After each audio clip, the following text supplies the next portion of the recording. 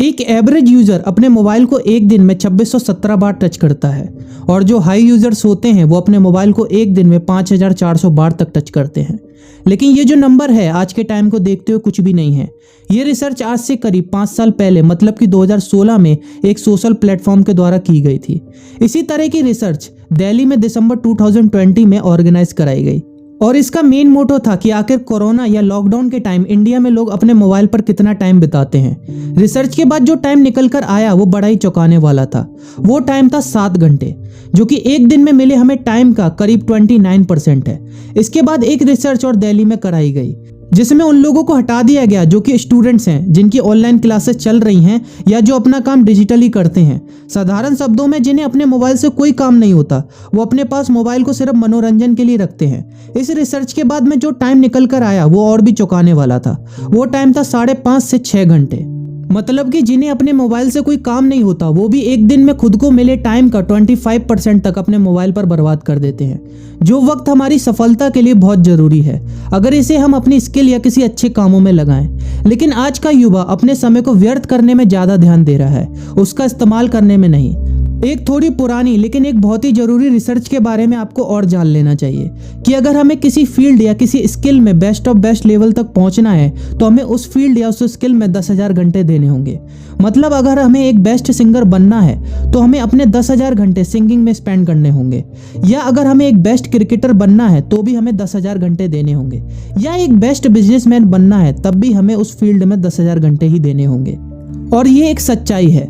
अब अगर हम एक छोटी सी कैलकुलेशन करें उन लोगों के साथ जिन्हें अपने मोबाइल से कोई इंपॉर्टेंट काम नहीं है तब भी वो अपने 5 घंटे रोज अपने मोबाइल पर वेस्ट करते हैं, तो अगर वो अपने मोबाइल को इसी टाइम के साथ 6 सालों तक यूज करते हैं तो रिजल्ट आता है 10,950 घंटे।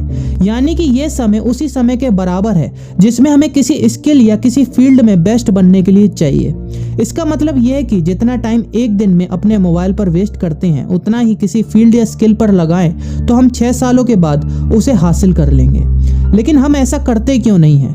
क्योंकि आज के टाइम में बढ़ती टेक्नोलॉजी के साथ हमारे मोबाइल और मोबाइल ऐप्स इतने एडवांस होते जा रहे हैं कि उन्हें हमें उनके प्रति एडिक्ट कैसे बनाना है ये वो अच्छी तरह जानते हैं। कोई भी ऐप्स या हमारा मोबाइल हमसे नहीं कहने वाला कि मेरा इस्तेमाल मत करो, आपका टाइम वेस्ट होता है, क्योंकि वो अपना काम कर रहे हैं। अब अगर हमें अपने टाइम को वेस्ट होने से बचाना है और इस टाइम का अच्छी जगह यूज करना है तो हमें ही कुछ करना होगा, और आप ये आसानी से कर पाएं इसलिए ये वीडियो तैयार किया गया है जिसमें हम एक ऐसा हल जानेंगे जिससे हम अपने मोबाइल की तरफ एडिक्ट ना हो।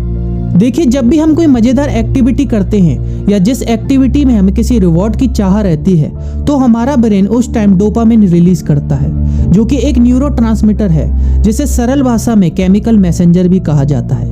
अब आप सोच रहे होंगे कि ये तो हमारे लिए अच्छा है। हाँ, ये हमारे लिए अच्छा है, लेकिन जब हमारा ब्रेन मोबाइल के इस्तेमाल करते समय या किसी सोशल प्लेटफॉर्म का इस्तेमाल करते समय हमारा ब्रेन डोपामिन को रिलीज करता है तो ये हमारे लिए गलत है, क्योंकि इस सिचुएशन में ये हमारे ब्रेन को डोपामिन एंटीसिपेशन के लिए ट्रेन करता है। एक तरीके से ये हमारे मोबाइल के प्रति हमें एडिक्ट बनाता है। इसे और अच्छे से समझने के लिए एक एग्जांपल लेते हैं। मान लीजिए हमारे मोबाइल पर एक नोटिफिकेशन आता है कि किसी ने आपकी फोटो को लाइक किया या कोई कमेंट किया या किसी ने आपको फॉलो किया। इस टाइम आपका मन क्या करेगा? आप ये देखना चाहोगे कि ये कौन है जिसने आपकी फोटो को लाइक या कमेंट किया या आपको फॉलो किया। अब आप क्या करोगे? अपना फोन उठाओगे और उस नोटिफिकेशन को देखने जाओगे। उस नोटिफिकेशन को देखते वक्त आपके ब्रेन की तरफ से डोपामिन रिलीज होगा, क्योंकि इस टाइम ये आपके लिए एक रिवॉर्ड था। अब इस तरह आपका ब्रेन धीरे धीरे ट्रेन होने लगेगा, समझने लगेगा कि नोटिफिकेशन के आने पर आपको अच्छा लगता है, आपको एक रिवॉर्ड मिलता है। अब आगे होगा ये कि जब भी आपको कोई नोटिफिकेशन की आवाज आएगी, भले ही वो नोटिफिकेशन लाइक, कमेंट या फॉलो का ना हो, उसमें कोई रिवॉर्ड ना हो, आपका ब्रेन नोटिफिकेशन को देखने से पहले ही डोपामिन रिलीज कर दिया करेगा और इस तरह आप अपने मोबाइल के प्रति एडिक्ट होते जाएंगे। अब बात आती है कि इससे बचने का तरीका क्या है।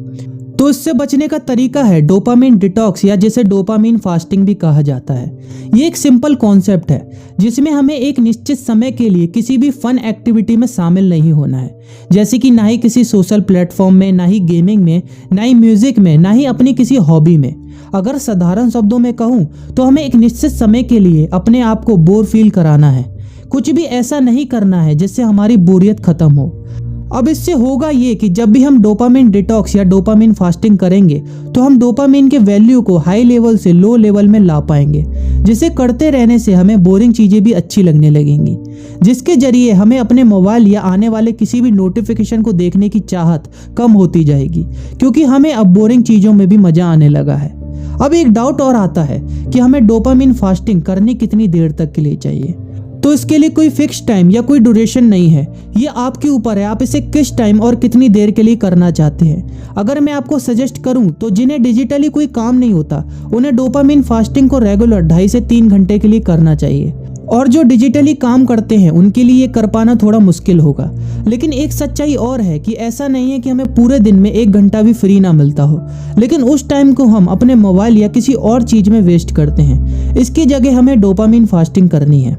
लेकिन जिन्हें सच में ही जो डिजिटली काम कर रहे हैं उन्हें जरा भी टाइम नहीं मिल पाता, वो वीक में एक दिन अपने अकॉर्डिंग जैसे सैटरडे या संडे इसे एक्सरसाइज एक्टिविटी में 2 से 3 घंटे के लिए भी कर सकते हैं। क्योंकि देखिए इस सिचुएशन में आप डिजिटल वर्ल्ड में अपना टाइम वेस्ट नहीं कर रहे हैं, आप वहां से कुछ सीख रहे हैं, कुछ अर्न कर रहे हैं। लेकिन तब भी हमारे लिए वीक में एक बार डोपामिन फास्टिंग करना जरूरी है, क्योंकि हो सकता है कहीं हम आगे चलकर इस डिजिटल वर्ल्ड के प्रति एडिक्ट ना हो जाएं।